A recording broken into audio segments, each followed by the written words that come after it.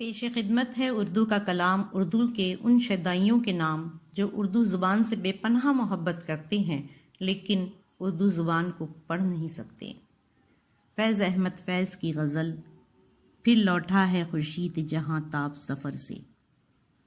پھر لوٹا ہے خورشید جہاں تاب سفر سے، پھر نور سحر دست گرے باہ سحر سے، پھر آگ برسنے لگی ہر ساز طرب میں، پھر شعلہ لپکنے لگے ہر دیدے تر سے۔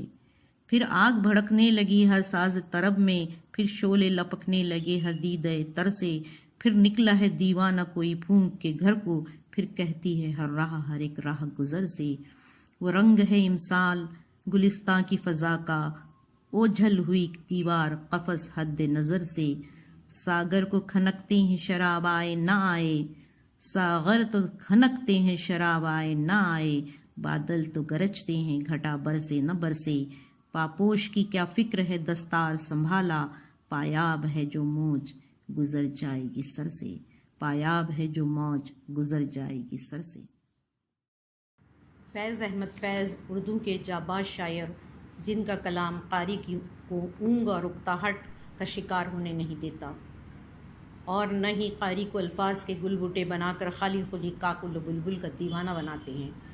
فیض ایک نئی صبح کا مژدہ سنا کر پاتال سے اٹھا کر آسمان کی بلندیوں پر پہنچا دیتے ہیں۔ دوپہر کی تپتی دھوپ میں جلتے بدن، بھوکے پیٹ اور دوسری طرف ظلم کی گھومتی چکی کی گردش کو روک دینے کا حوصلہ جگاتی ان کی شاعری قاری کو جھنجھوڑتی اور احساسات کو بیدار کرتی ہے۔ ایک نئی دنیا کی شاہراہ پر پہنچا کر فیض قاری کو چھوڑ کر آہستگی سے درمیان سے نکل جاتے ہیں۔ نئی صبح کی نمود کی آرزو ایک تحریک، ایک جدوجہد میں بدل دینے کا مقدس فریضہ اپنے کلام سے بخوبی انجام دیتے ہیں۔ پیش خدمت ہے فیض احمد فیض کا کلام، ایک ترانہ مجاہدین فلسطین کے نام۔